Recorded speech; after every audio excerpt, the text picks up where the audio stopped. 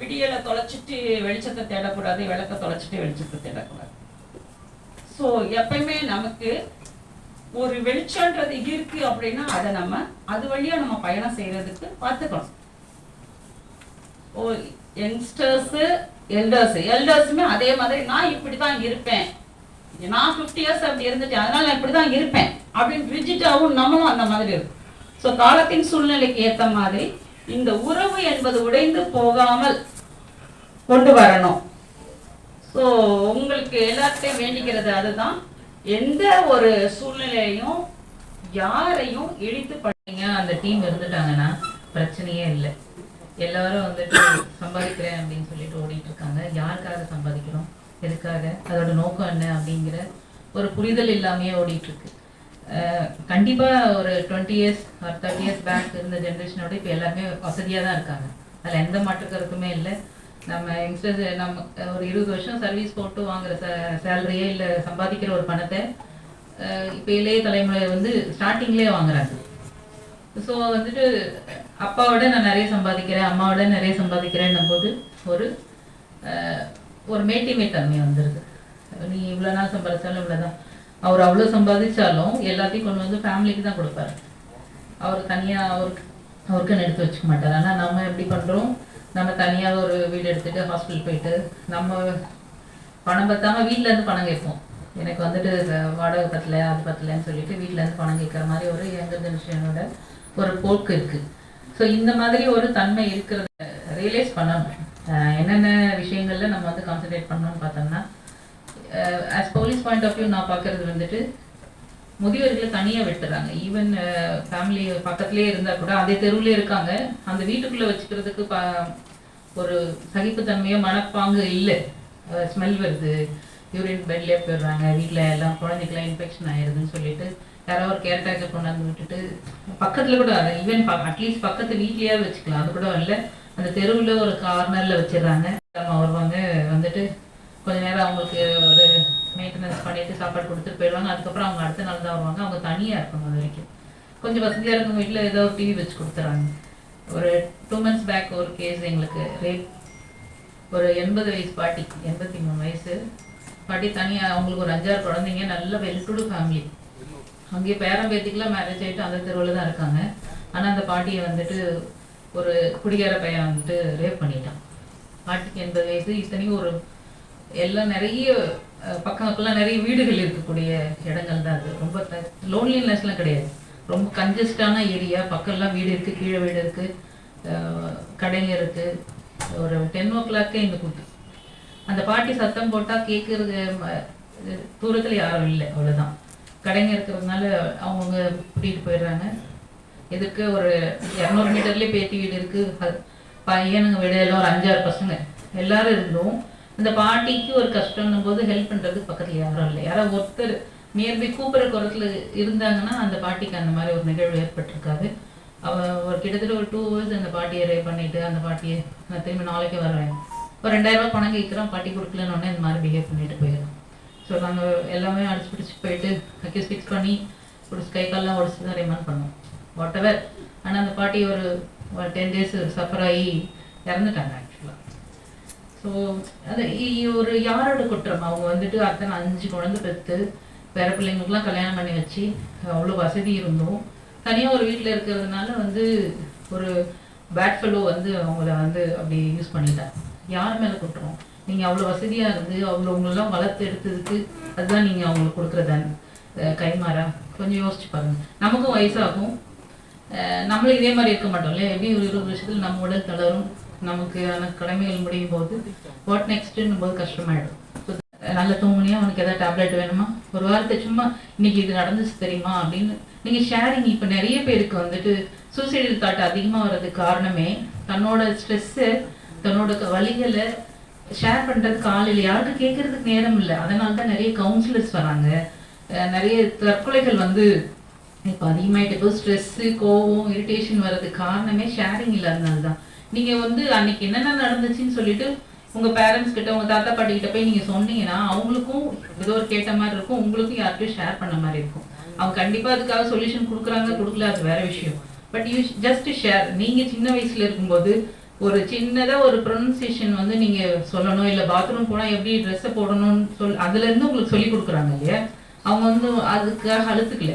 So உங்களுக்கு வந்துட்டு இந்த மாதிரி அவங்க முடியாத நேரத்துல கொஞ்சம் சப்போர்ட் பண்றதுல, இல்ல உன்னோட ஃபீலிங்ஸ் ஷேர் பண்ணும்போது 2 பேருக்குமே அந்த ஸ்ட்ரெஸ்ஸுங்கிறது குறையும். அவங்களுக்கும் தான் குழந்தைக்காக நான் வந்து ஏதோ ஒரு நல்ல விஷயத்த செஞ்சேன் அப்படிங்கிற ஒரு திருப்தி இருக்கும். ஒரு ஆட் வந்து நீங்க இதில் பார்த்தேன் நாங்கள் டிவியில, ஒரு தாத்தா வந்து ரொம்ப ஃபீலிங்காக உட்காந்துருப்பாரு. உடனே பேரன் போயிட்டு தாத்தா எனக்கு ஷேவ் பண்ண சொல்லி தரியா அப்படின்னு கேட்பான். ஸோ உடனே தாத்தா குஷியா வந்து வா சொல்லி தரேன்ட்டு ஒரே உற்சாகமா போயிடுவாங்க. ஸோ எல்லா ஓல்டர்ஸ்க்குமே அவங்க தன்னோட இதை வந்துட்டு மற்றவங்களுக்கு சொல்லணும், அடுத்த ஜென்ரேஷனுக்கு சொல்லி தரணும் அப்படிங்கிற ஆசைப்படுவாங்க. அதை வந்து எங்க ஜெனரேஷன் மேக் யூஸ் ஆஃப். கண்டிப்பா யூடியூப்ல எப்படி ஷேவ் பண்றதுன்னு கேட்டோம் சொல்லி தருவாங்க. ஆனா அது தாத்தா சொல்லி கொடுக்குற மாதிரி வருமா?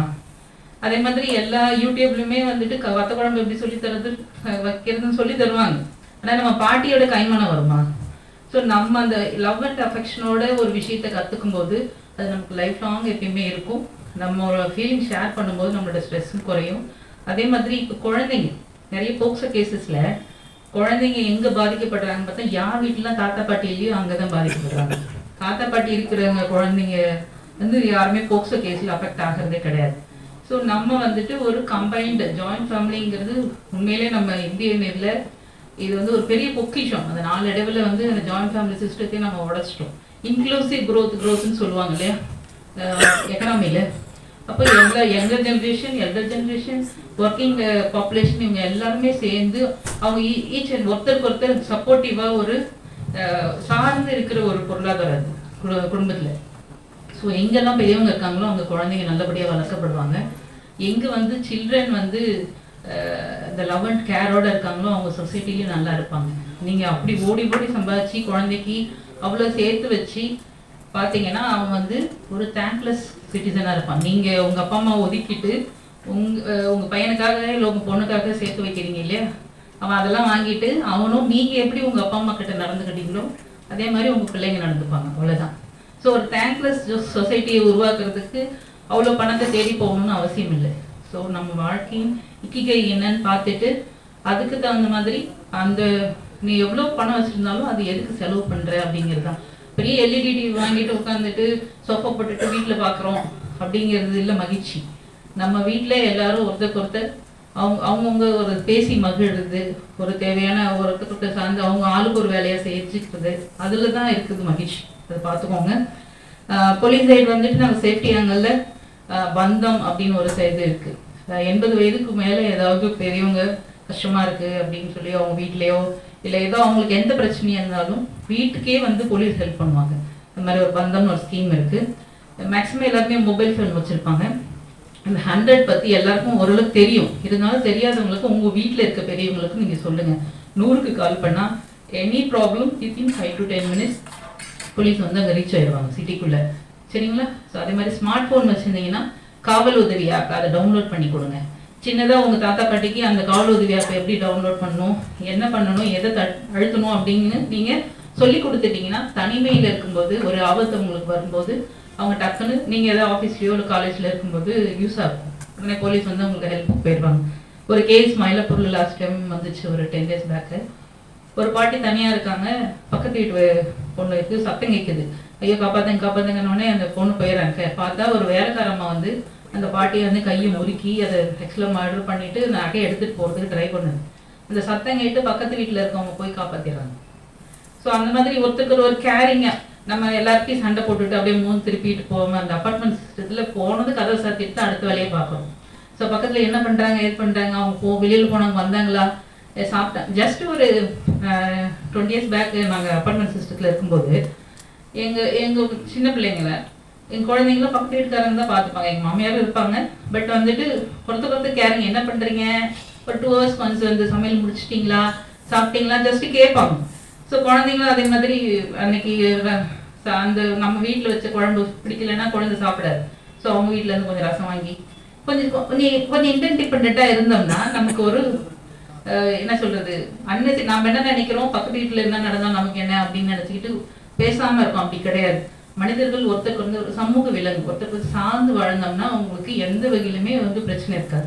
நல்ல வேளை அந்த பெண் வந்து பக்கத்தில் இருக்கவங்க இன்டர்வியூ ஆனதுனால அன்றைக்கி ஒரு மர்டர் ஃபார் கெயின் வந்து ஆகலை. ஸோ எப்பவுமே நீங்கள் எங்கே வசிக்கிறீங்களோ கொஞ்சம் நியர்பை இருக்கிற ஒரு நல்ல ஒரு ஸ்மூத் ரிலேஷன்ஷிப் மெயின்டைன் பண்ணிக்கிட்டோம்னா நமக்கு ஒரு சோஷியல் செக்யூரிட்டி வந்து இருக்கும். ஸோ மறக்காதீங்க, 100 ஞாபகம் வச்சுக்கோங்க. காவல் உதவி ஆப்பு அதெல்லாம் பார்த்துக்கோங்க. அடுத்து பார்த்தோம்னா சைபர் கிரைம். நிறைய பென்ஷனர்ஸ் இருக்காங்க. பார்த்தீங்கன்னா எங்களுக்கு கேசஸ் வர்றது வந்துட்டு போலீஸ் ஆஃபீஸர் பேசுகிறோம், உங்கள் பேரில் வந்துட்டு கஞ்சா கடத்தினாங்க, போதைப் பொருள் கடத்தினாங்க, இல்லை வந்துட்டு உங்களோட ஆதார் ஐடி யூஸ் பண்ணியிருக்காங்க, நீங்கள் உங்களை ஆன்லைன் அரெஸ்ட் பண்ணியிருக்கோன்னு சொல்லி நிறைய ஏதாவது ஒரு இஷ்யூ வச்சு, இல்லை ஓடிபி பின் நம்பர் கேட்டோ உங்களோட அக்கௌண்ட்டில் இருக்க பணத்தை சுவாக பண்ணிடுறாங்க.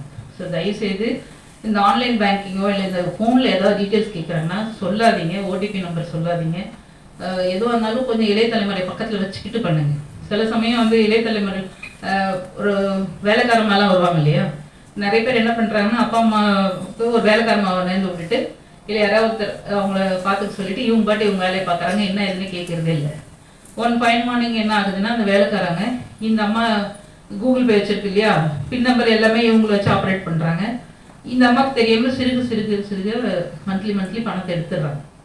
ஸோ எடுக்கும்போது ஒன் ஃபைன் மார்னிங் சுத்தமாக எல்லா பேலன்ஸும் காலியாகிடுது. இவங்களுக்கும் தெரிய மாட்டேங்குது, இப்போ தன்னோட பேரண்ட்ஸோட பணம்லாம் வந்து போகுது அப்படின்னு தெரிய மாட்டேங்குது. ரொம்ப எப்போ நீல் பேலன்ஸ் வருதோ அப்போ தான் வந்துட்டு போலீஸ்க்கு வராங்க. ஸோ அந்த மாதிரி அதோட சீரியஸ்னஸ் வந்து பெரியவங்களுக்கு தெரியாது. நீங்கள் கொஞ்சம் யங்கர் ஜென்ரேஷன் வந்து இந்த ஃபைனான்ஷியல் டிரான்சாக்ஷனில் கொஞ்சம் கூட இருந்து அந்த பாஸ்வேர்ட் போட்டு கொடுக்குறது, இது என்ன, இது யார்ட்டையும் சொல்லக்கூடாது, இந்த நம்பர் சொல்லக்கூடாதுன்னு கொஞ்சம் எஜுகேட் பண்ணுங்க. உங்களுக்கு வந்துட்டு ஈவன் ஜட்டி எப்படி துவச்சி போடுறதுன்னு சொல்கிறது கூட பெரியவங்க தான் சொல்லி கொடுத்துருப்பாங்க. ஆனால் ஒரு ஆன்லைன் டிரான்சாக்ஷன் எப்படி சேஃப்டியாக சொல்லி கொடுக்கணும்னு ஒரு 2-3 வாட்டி சொல்லி கொடுத்தா ஒன்றும் குறைஞ்ச போயிட மாட்டோம். நம்மளோட பணமும் நேரமும் நம்மளோட விலை மதிப்பில்லாத உயிரும் வந்து பாதுகாக்கப்படும். ஸோ எங்கள் ஜென்ரேஷன் கொஞ்சம் எல்டர் ஜென்ரேஷனுக்கு இது கொஞ்சம் சொல்லித்தரணும், இந்த ஆங்கிளில் கொஞ்சம் பார்த்துக்கணும். அதே மாதிரி அப்பார்ட்மெண்ட் அசோசியேஷனோ ரெசிடென்ஷியல் அசோசியேஷன் வந்து எப்பயுமே ஃபார்ம் பண்ணணும். ஒரு டக்குன்னு ஏதாவதுனா ஒரு பஸ்ஸில் வந்து அழுத்துற மாதிரி ஒரு சேஃப்டி மெக்கானிசம் வந்து நம்ம எப்பயுமே பண்ணணும். எல்லா இடத்துலையும் சைல்டு ஃப்ரெண்ட்லி கார்னர் வைக்க சொல்கிறாங்க, கண்டிப்பாக எல்டர் ஃப்ரெண்ட்லி கார்னர் வைக்கணும்.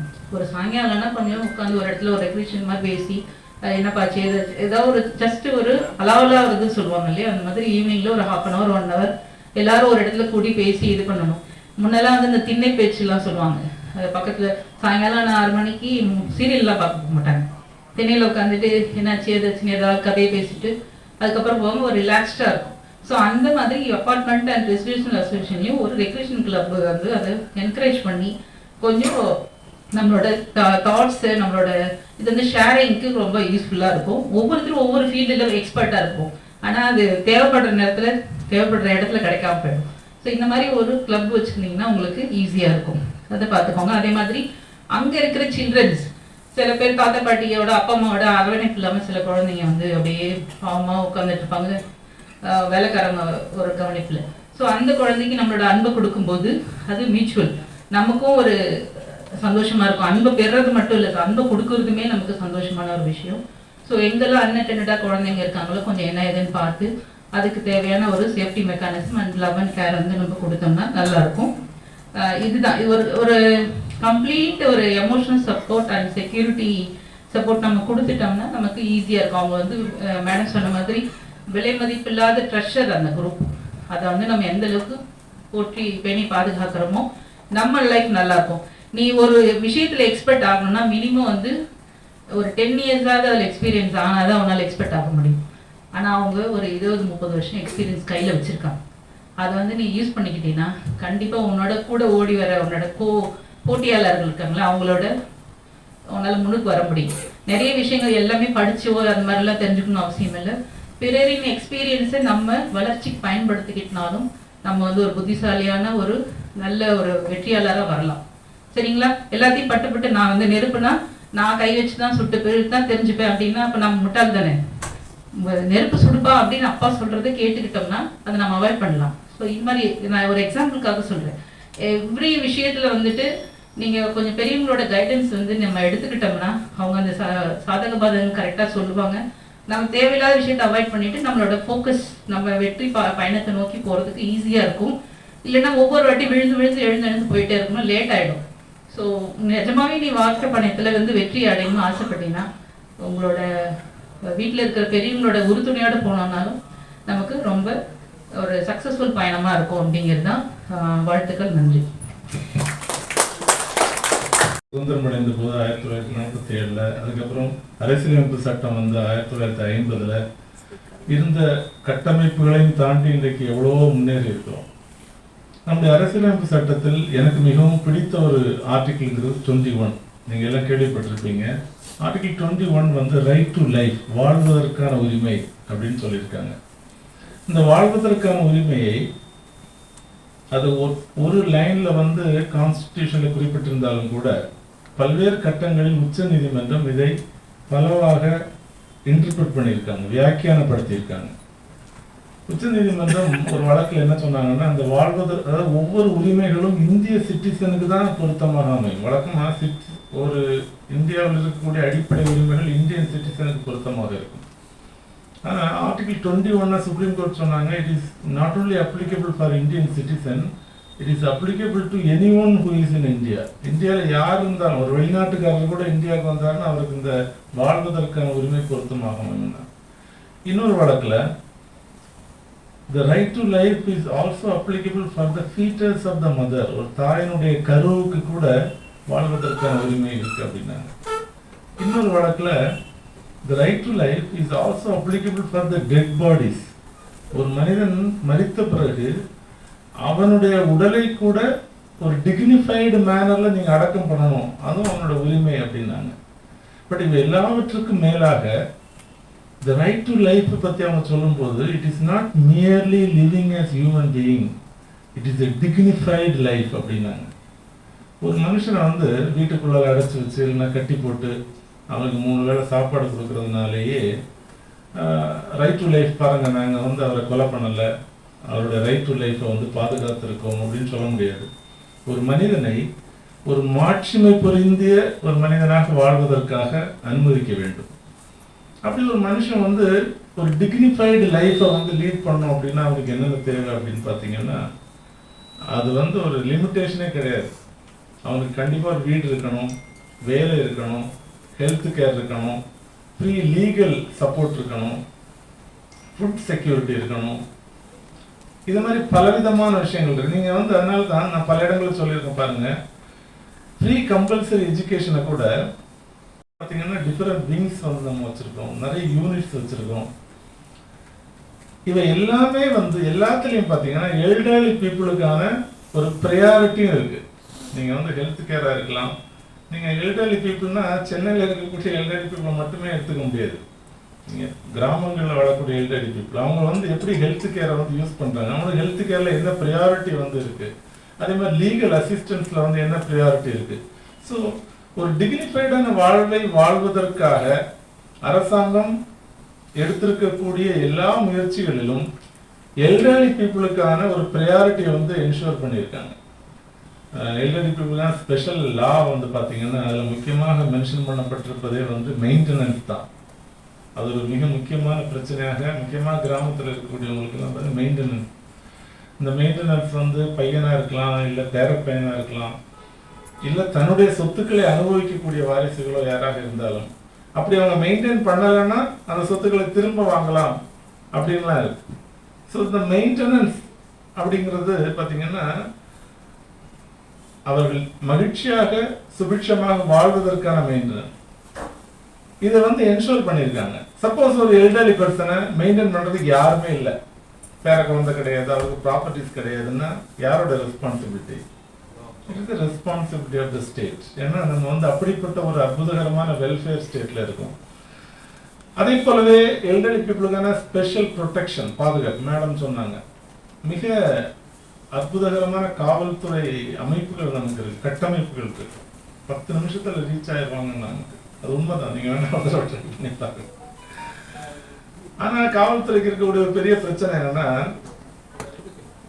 வயதான எல்டர்லி பீப்புளுக்கு எதிராக நடக்கக்கூடிய வன்முறைகளில் அது 2ஆ பிரிச்சுக்கலாம். அது ஒரு சிக்கலான வன்முறைன்னா குடும்ப சம்பந்தமான சூழல், மருமக, மக, மருமக, இந்த மாதிரிப்பட்ட பிரச்சனைகள் வந்து ஒரு பயங்கரமான ஒரு சிக்கு புக்காயிரும். அதை வந்து ரொம்ப சிரமப்படுவாங்க.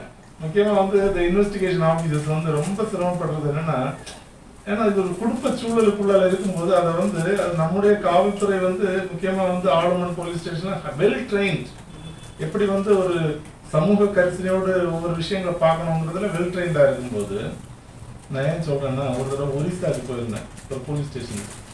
6 மணிக்கு போலீஸ் ஸ்டேஷனுக்கு பார்த்தா போலீஸ் ஸ்டேஷன்ல வெளியே போட்டுட்டு உள்ளார உட்காந்துருந்தாங்க.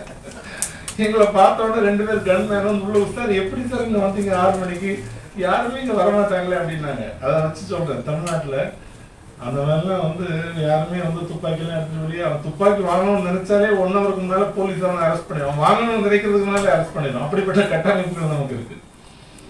ஸோ இந்த மாதிரி ஃபேமிலி ரிலேட்டடான இஷ்யூஸ் வந்து ஒரு பெரிய பிரச்சனை தான். வெறும் உணவும் வாழ்வதற்கான உடலும் மட்டும் கிடையாது, இது ஒரு மனம் சம்பந்தப்பட்ட ஒரு எமோஷனல் சம்பந்தப்பட்டது தான். அதை ரொம்ப கவனமாகத்தான் கட்டமைப்புகளும் ஹேண்டில் பண்ண வேண்டியது. இங்கே நிறைய பேர் பேசும்போது ஒன்று சொன்னாங்க, நான் ஹெல்பேஜ் இந்தியா கூட என்னுடைய ரொம்ப ஹம்பிள் ரிக்வஸ்டாக ஒன்று சொல்கிறேன். நமக்கு வந்து என்ன குடும்பங்கள் ஜாயிண்ட் ஃபேமிலி சிஸ்டம் இருந்துச்சு, நமக்கு பெரிய கலாச்சாரம் இருந்துச்சு. அப்புறம் வந்து பார்த்தீங்கன்னா அந்த காலத்தில் பெரியவர்களை மதித்தார்கள்னா எப்போது வாய்ப்பு கிடைச்சுன்னு ஒரு ஸ்டடி மட்டும் எடுங்க. 1947க்கு முன்னால எல்டர்ஸ் வந்து ஒட்டுமொத்த தமிழ்நாட்டிலேயும் மகிழ்ச்சியா இருந்தாங்களா, இப்போ இருக்கிறவங்க மகிழ்ச்சியா இருக்கிறாங்களா அப்படிங்கிற ஒரு அந்த டேட்டாவின் அடிப்படையில் கூட நம்ம ஒரு தடவை வேணா இதை பற்றி ஒரு டிஸ்கஷன் வச்சுக்கலாம். 47லாம் பார்த்தீங்கன்னா எல்டர்லின்னு சொல்ல முடியாது, ஏன்னா அப்போ இருக்க லைஃப் ஸ்பேனே வந்து பார்த்தீங்கன்னா 45 இயர்ஸ் 47 நினைக்கிறேன், 47. அப்போ அங்கே எங்கே எல்டர்லி இல்லையே. கிராமங்களில் ஒரு குறிப்பிட்ட வயசு தாண்டினாலே அவங்க வந்து அப்போ இருந்த கிராமங்கள் இப்போ 30 வயசுக்கு முன்னால எங்கள் கிராமங்கள்லாம் பார்த்தீங்கன்னா நடந்து போயிட்டு இருந்தீங்கன்னா வாரத்துக்கு 2 கொலை நடக்கும், ஒரு 5 கிரிமினல் கேஸ் நடக்கும், அடுத்து 2 பிள்ளைங்களை கடத்தியிருப்பாங்க, அப்புறம் 60% ஆஃப் த ஸ்டூடெண்ட்ஸ் வெளியே இருப்பாங்க. நீங்கள் கிராமத்தில் நடந்து போகும்போதே ஒரு 10 அடிக்கு ஒரு இடத்துல பிடிச்சிட்டு விழுந்து கிடப்பாங்க. சாயந்தரம் 6 மணிக்கு போனீங்கன்னா ஹஸ்பண்ட் ஒய்ஃப் சண்டை தலைவரி சாடி எல்லா வீட்லேயும் நடக்கும். இப்படிப்பட்ட கிராமங்கள் இன்னைக்கு எப்படி மாறி இருக்கு அப்படின்னு பார்த்தீங்கன்னா, நீங்கள் உள்ள போகும்போது எல்லா வீடுகளும் நன்கு கட்டப்பட்டு பிள்ளைகள்லாம் நல்லா படித்து பாதி பேர் வெளிநாட்டில் அமெரிக்கா எல்லாம் செட்டில் ஆயிருக்காங்க. அப்புறம் ஹைலி டிஃபரன்ஸ். அந்த நீங்கள் பழைய 30 ஆண்டுகளுக்கு முன்னால் இருந்த கிராமத்தை இப்போ பார்க்க முடியாது. 30 ஆண்டுகளுக்கு முன்னால பெரியவர்கள் எப்படி நடத்தப்பட்டாலும் அப்படி எல்லாம் இன்றைக்கு நடத்தப்படுவது. மிக முக்கியமான ஒன்று, நான் ஏற்கனவே சொன்னது போல இங்கே வந்து மேடம் சொன்னாங்க அன்புச்சோலை, அது ஒரு மிக சிறந்த ஒரு அமைப்பு. ஏன்னா ஒவ்வொரு இது வந்து கிராம அளவில் வந்து இது கண்டிப்பாக ரீச் ஆகணும். ஏன்னா வெறும் வந்து உணவு பாதுகாப்பு நம்ம மற்ற பாதுகாப்புகள் எல்லாம் என்ஷோர் பண்ணியிருந்தா கூட இது ஒரு நல்ல ஒரு சோஷியலைஸ் பண்ணுறதுக்காக நண்பர்களோடு இணைவதற்கான ஒரு நல்ல அரங்கமாகவும் அது அவங்களுக்கு ஒரு நல்ல ஒரு புத்துணர்ச்சி ஊட்டக்கூடிய இடமாகவும் இருக்கும். அந்த கருத்தியலை வந்து இன்னும் முன்னெடுத்து செல்ல வேண்டும் என கேட்டு உங்களெல்லாம் பார்க்கும்போது ரொம்ப சந்தோஷமா இருக்கு. எல்டர்லி பீப்புள்னா சீனியர் சிட்டிசன் 60 வச்சிருக்காங்க, பட் உங்களெல்லாம் பார்த்தா ஒரு 80 கூட மாற்றலாம். அந்த அளவுக்கு எல்லாருமே ரொம்ப யங்கா இருக்கீங்க. இட்ஸ் கிரேட் ஹானர் அண்ட் முன்னால் நிற்கிறது. Thank you so much. ஏன்னா இந்த மாதிரி எல்டர் அபியூஸ் அதெல்லாம் அவாய்ட் பண்ணுறது தான் ஒரு ஃபெல்லோஷிப். அதாவது வீட்டில் நிறைய கஷ்டப்பட்டுருப்பாங்க, நிறைய கஷ்டத்தில் இருப்பாங்க, அவங்கெல்லாம் கொஞ்சம் ஒரு டிஃப்ரெண்ட்டாக வந்து ஒரு கிளப்பில் ஜாயின் பண்ணால் அந்த கவலைகள்லாம் போகும். ஸோ நல்லா இருக்கலாம்னா கிளப்பை ஸ்டார்ட் பண்ணது. எங்கள் கிளப்பில் ஆல்மோஸ்ட் ஒரு 300 பேருக்கு மேலே இருக்கிறோம். நாங்கள் வந்து ஒவ்வொரு மாதமும் ஒரு மீட்டிங் ஆர்கனைஸ் பண்ணுறோம். அப்பார்ட் ஃப்ரம் தட் இது மெயினாக ஸ்டார்ட் பண்ண வந்துட்டு ஒரு ஃபெல்லோஷிப் தான், ஒரு ஃப்ரெண்ட்ஷிப் தான். ஏன்னா அதெல்லாம் வந்தால் காலையில் வந்துட்டு எல்லாம் ஒருத்தர் பேசிட்டு அவங்களுடைய நல்லது கெட்டதெல்லாம் பகிர்ந்துட்டு அப்புறம் மார்னிங் பிரேக்ஃபாஸ்ட்லாம் சாப்பிட்டுட்டு தென் ஒரு மீட்டிங் அட்டன் பண்ணுவாங்க. ஒரு நல்ல கெஸ்ட் ஸ்பீக்கர்ஸ்லாம் வருவாங்க, பேசுவாங்க, டாக்டர்ஸ் வருவாங்க, சோஷியல் சர்வீஸ் பண்ணுறவங்க வருவாங்க, மோட்டிவேஷனல் ஸ்பீக்கர்ஸ் வருவாங்க. ஸோ அவங்கெல்லாம் பேசும்போது இவங்களுடைய கவலைகள்லாம் மறந்து ஒரு நல்லபடியாக ஒரு 4 ஹவர்ஸ் வந்து அதை நல்லா பங்கேற்று விட்டு வீட்டுக்கு சந்தோஷமாக செல்வாங்க. இந்த பர்பஸ்க்காக தான் ப்ரோபஸ் கிளப் ஸ்டார்ட் பண்ணது. அது நல்லா போயிட்டு இருக்கு. அதால் 33 வருஷமாக நாங்கள் ஆரம்பிச்சிருந்தோம். ஸ்டில் நல்லா போயிட்டு இருக்கு. நாங்கள் நிறைய ஃபங்க்ஷன்ஸ் பண்ணுறோம், ஸ்காலர்ஷிப் கொடுக்குறோம், எல்டர்ஸ் டே கொண்டாடுறோம், விமென்ஸ் டே கொண்டாடுறோம். ஏன் நான் ஆக்சுவலாக இப்போ விமென்ஸ் டே ஏன் கொண்டாடுறோம்னா நல்ல விமென்ஸ்க்குலாம் ஒரு எம்பவர்மெண்ட் கொடுக்கணும். பெரும்பாலும் வயசானவங்களுக்கு எல்லாம் 60 வயசுக்கு மேலே உள்ளவங்க தான் நாங்கள் அது வந்து கொடுக்குறோம். வருஷம் அவார்ட் கொடுக்குறோம், அவங்கள என்கரேஜ் பண்ணுறோம். அதே மாதிரி எல்டர்ஸ் டேயில் ஜென்ஸுக்கு சீனியர் சிட்டிசன்ஸ்க்கு அவங்களுக்கும் அவார்ட் கொடுக்குறோம். அப்புறம் 75 வயசு ஆனவங்க, 80 வயசு ஆனவங்க, 90 வயசு ஆனவங்க, 50 வருஷம் கல்யாண லைஃப்ல இருக்கிறவங்க, அவங்க எல்லாருக்குமே வந்து ஒரு ஷீல்டு கொடுத்து என்கரேஜ் பண்றோம். ரீசன் வந்துட்டு இதுதான், அவங்க வீட்டில் மன கஷ்டத்தில் இருப்பாங்க, அவங்க இங்கே வந்து கொஞ்சம் சந்தோஷமா இருக்கணும் அப்படிங்கிற காரணங்களுக்காக தான். Elder abuse world elder abuse awareness day வந்துட்டு வருஷம் கொண்டாடுறோம், ஜூன்ல கொண்டாடுறோம். ஈவன் ப்ரொபஸ் கிளப்லையுமே நாங்கள் வந்துட்டு இந்த சமயத்தில் எங்கள் மெம்பர்ஸ் வந்துட்டு டிஃப்ரெண்ட் ஸ்கூல்ஸ் சென்னையில் போவாங்க. போய் அங்கே உள்ள ஸ்டூடெண்ட்ஸ்க்கெல்லாம் வந்துட்டு உறுதிமொழி எடுக்க சொல்லுவாங்க. இந்த மாதிரி எல்டர்ஸ் அபியூஸ் இருக்கக்கூடாது, அவங்க நல்லா பார்த்துக்கிறணும், அந்த மாதிரி சொல்கிறதுக்காக எவ்ரி இயர் வந்து நாங்கள் போவோம். பக்கத்தில் உள்ள ஸ்கூல்ஸ்க்கெலாம் போயிட்டு நாங்கள் வந்து இந்த அவேர்னஸை வந்து கிரியேட் பண்ணுவோம். மெயினாக வந்துட்டு காசஸ் என்னென்னா, முன்னாடியே அந்த காலத்தில் ஜாயின்ட் ஃபேமிலி இருந்துச்சு. அப்புறம் இப்போ எல்லாம் சொல்கிறாங்க லாங்கேவிட்டி நிறையா இருக்கனால அது ஒரு ரீசனாக இருக்குது அப்படின்னு சொல்கிறாங்க. அப்புறம் வந்து சீனியர் சிட்டிசனோட ப்ராப்பர்ட்டி இருக்கு இல்லையா, அதோடைய கெயின்ஸ்க்காகவும் அந்த அபியூசஸ்லாம் ரொம்ப நடக்குது. அந்த மாதிரி தான் எல்லாம் நடந்துக்கிட்டு இருக்கு. ஆக்சுவலாக நம்ம எல்டர் அபியூஸில் அஃபெக்ட் பண்ணவங்களை எப்படி நம்ம கண்டுபிடிக்கலாம் அப்படின்னா, பெரும்பாலும் I am talking to students சொல்லி ஸ்டூடெண்ட்ஸாக அதை வந்து பார்த்துக்கிறணும். எல்டர் அபியூஸாக இருக்கவங்க எப்படி இருப்பாங்கன்னா, ரொம்ப கஷ்டப்படுவாங்க, சிரிக்க மாட்டாங்க, ரொம்ப டல்லாக இருப்பாங்க, ஷாபியாக இருப்பாங்க, தலையோட செய்கிட்டு இருக்க மாட்டாங்க. அந்த மாதிரி ஆட்களை நீங்கள் ஃபைண்ட் அவுட் பண்ணணும். ஃபைண்ட் அவுட் பண்ணிவிட்டு அவங்கள்ட்ட போய் பேசணும். என்னாச்சு, என்ன, ஏன் டல்லாக இருக்கீங்க, என்ன பிரச்சனை அப்படின்னு நம்ம வந்து you have to speak them, you have to hear them and you have to tell. Participate பண்ணணும். அவங்களோட பார்ட்டிசிபேட் பண்ணால் தான் அவங்களுடைய கவலையெல்லாம் போகும். இப்போ நிறைய வந்து பார்த்தீங்கன்னா, இந்த வயசுல நம்ம இருக்கோம்னா, சப்போஸ் உங்க 14 இயர்ஸ்ல இருக்கணும்னா, அந்த 14 இயர்ஸ்க்கு இல்லை இருக்கிறவங்க வந்துட்டு ஒரு 40 வயசுல என்ன எப்படி இருப்பாங்க அப்படிங்கிறது தெரியாது. 40 வயசுல இருக்கிறவங்களுக்கு 60 வயசு ஆளுங்க எப்படி இருப்பாங்கன்னு தெரியாது. ஐ மீன் அவங்க பிசிக்கல் கண்டிஷன், மென்டல் கண்டிஷன்ஸை பற்றி சொல்றேன் நான். இப்போ ஃபார் எக்ஸாம்பிள் வந்துட்டு ஒரு 80 இயர்ஸ் மேலே இருக்காங்கன்னு வச்சுங்களேன், அவங்களுக்கு வந்து உடம்பெல்லாம் ரொம்ப வீக்காக இருக்கும், டயர்டாக இருக்கும். சில சமயத்தில் அப்படியே மயக்கமாக விடுற மாதிரி இருப்பாங்க. சில சமயத்தில் ரொம்ப சாப்பிட முடியாமல் ரொம்ப வீக்காக இருப்பாங்க. அப்போ வந்துட்டு அவங்க டயர்ட்னஸ் வந்துட்டு சில பேர் கூட ஒரு மைண்ட் ஆக்சுவலாக வெளியே போவாங்க. பட் நம்ம இந்த 40 வயசுல இருக்கிறவங்க இல்லை ஜூனியர்ஸ் நினைப்பாங்க, ஐயோ இவர் இப்படி தான் இருக்கிறாரு, சும்மா கொஞ்சம் ஆக்ட் பண்ணுறாரு அப்படின்லாம் வந்து நம்ம நினைப்போம். அந்த மாதிரி நினைப்பெல்லாம் வரக்கூடாது. ஆக்சுவலாக 80 இயர்ஸ்க்கு மேலே அவங்க ஆர்கன்ஸ் வீக்காக இருக்கும், மைண்ட் வீக்காக இருக்கும். ஸோ அந்த சமயத்தில் அவங்க வீக்காக ஏதாவது ஃபீல் பண்ணாங்கன்னா, இந்த மாதிரி ஏதாவது ஹேப்பனிங்ஸ் இருந்துச்சுன்னா நம்ம போயிட்டு அவங்கள கன்சல்ட் பண்ணி ஓகே இந்த மாதிரி ஓகே ஹெல்ப் பண்ணணும்னு சொல்லி நம்ம ஹெல்ப் பண்ணணும். அதுக்கு மேலே நீங்கள் பார்த்தீங்கன்னு வச்சுங்களேன், இப்போ நிறையா வந்துட்டு எல்டர் அபியூஸ் பற்றி பேசியிருப்போம். Physical abuse, mental abuse, psychological, அது இதுன்னு நிறைய இருக்குது. ஆனால் நம்ம வந்து இப்போ ஒரு ஒரு ஒரு ஒரு ஃபங்க்ஷனுக்கு போகிறோம், ஃபேமிலியில் ஒரு சோஷியல் கேதரிங்ஸ் போகிறோம்னா நம்ம வந்து அவங்கள சீனியர் சிஸ்டர் கூட்டிகிட்டு போகணும். அவங்க அதை கூட வந்துட்டு ஒரு நம்மளை கூட்டிகிட்டு போக மாட்டேங்கிறாங்களே ஒரு வருத்தம் இருக்குது. அது ஒரு அபியூஸ் மாதிரியே அவங்க நினைக்கிறாங்க.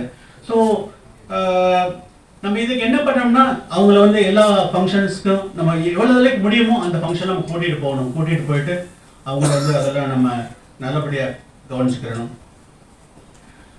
நிறையா நீங்கள் தாத்தா பாட்டி வீட்டில் இருப்பாங்க இல்லையா, அப்போ அவங்களெல்லாம் வந்துட்டு நீங்கள் இந்த மாதிரி ப்ரொபஸ் கிளப் நிறைய கிளப்ஸ் இருக்குது. ஆக்சுவலாக சென்னையில் பார்த்தீங்கன்னா வந்து ஏகப்பட்ட கிளப்ஸ் இருக்குது. சீனியர் சிட்டிசன்ஸ் கிளப் இருக்குது, ப்ரொபஸ் கிளப் இருக்குது, அந்த மாதிரி ஏகப்பட்ட கிளப்ஸ் இருக்கு இல்லையா. டிகன்டி ஃபவுண்டேஷன் இருக்குது. ஈவன் கியூரி ஹாஸ்பிட்டலில் சில இதெல்லாம் வச்சுருக்காங்க. ஒவ்வொரு ஹாஸ்பிட்டல்லையும் வந்துட்டு ஈவன் அப்போலோ ஹாஸ்பிட்டலில் மந்த்லி ஒரு தடவை அவங்க வந்து ஒரு மீட்டிங் ஆர்கனைஸ் பண்ணுறாங்க. அதுக்கெல்லாம் வந்துட்டு நீங்கள் வந்து அதை ஃபைண்ட் அவுட் பண்ணி அவங்களெல்லாம் நீங்கள் வந்து அனுப்பலாம். So it will be useful for them. So எல்லோரும் வந்து இது ஸ்டூடெண்ட்ஸாக நீங்கள் வந்து இதை பார்த்துக்கிறணும். எல்டர்ஸை வந்து நல்லபடியாக பார்த்துக்கிறணும். அவங்களுடைய தேவைகளை நீங்கள் பூர்த்தி செய்யணும். எல்லாருக்கும் வணக்கம். Thank you. Other dignitaries on the desk and my colleagues. I am V. Ramarao, President of the Federation of Senior Citizen Associations of Tamil Nadu. We have got about 24 branches in entire Tamil Nadu. We are happy to share one important information which is available with our Joint Director. We first of all thank the Tamil Nadu government for carving out a policy in 2021, Elders Policy. In central government only, the Tamil Nadu government, which is following the Kerala government, where a policy for Elders Policy 2025 Kerala is enunciated and an act has been passed. It was a ordinance that was made as an act. You know, there is instead of a GO, if an act is issued, you have got a right under Article 21 to implement it, and so many facilities. I have seen that God. Similarly, we had round of discussion with Joint Director, which is being submitted to the Director Commissioner for the attention of the government. Once that comes into force, the senior citizens of Tamil Nadu, say numbering at 1.1 crore and 25 lakhs, will be benefited in so many ways. I cannot say it is a 20-page document, and further it is requiring the attention of the Tamil Nadu government. They may amend it in better way also, and one of the futures is only Anbichualai. So அந்த மாதிரி பல நல்ல விஷயங்களை நம்ம Tamil Nadu government கொண்டு வருவாங்க. கிட்டத்தட்ட இந்த எலெக்ஷன் வர்றதுக்கு முன்னாடி கண்டிப்பாக கிட்டத்தட்ட 8.5 கோடி தமிழ்நாட்டில் இருக்கோ, அதில் 1.5 கோடி நம்ம இருக்கோம். நம்மளும் 22% ஒரு நல்ல force to be accountable. Sir Ganapathi sir ரொம்ப இது பண்றாரு. Yes, really we are also a force. We must be recognized many problems that it will come under the purview of the Article 21 with more guarantees என்று கூறிக்கொண்டு இந்த madam அந்த processor இருக்குன்னு சொல்லியிருக்காங்க. அதை பற்றி இன்னும் ஒரு வார்த்தை சொன்னீங்கன்னா கூட எல்லாரும் ரொம்ப சந்தோஷமாக கேட்டுக்கொண்டு இந்த ஆப்பர்ச்சுனிட்டி கொடுத்த ஹெல்பேஜ் இந்தியாவுக்கு they are only HelpAge India தான் நமக்கு ஹெல்ப் பண்ணி பிட்வீன் தி டிபார்ட்மெண்ட் நமக்கு நடுவில் படிக்காக இருந்து லேடராக இருந்து நமக்கு ஹெல்ப் பண்ணிடுங்க. Recognise the service of HelpAge India. Thank you very much for the resounding success of World Elder Abuse Awareness Day 2025. A special thanks to our Chief Guest Mrs. Uma Devi, Joint Director, Commissioner of Social Welfare and Women Empowerment Department, Government of. Also goes to our special guest Thiru David Sundar Singh and Thiru M. Annadurai for their gracious presence. Thank you sir. And last but not least, we thank all the students from Loyola College, Perumal College and Patrician College for participating in this conference, and I would like to thank the AC members, those who attended today's conference. So heartfelt thanks to you all, and I also like to thank the media team for covering the entire conference. Thank you, media team. And I also like to thank Andhra Chamber of Commerce for the conference.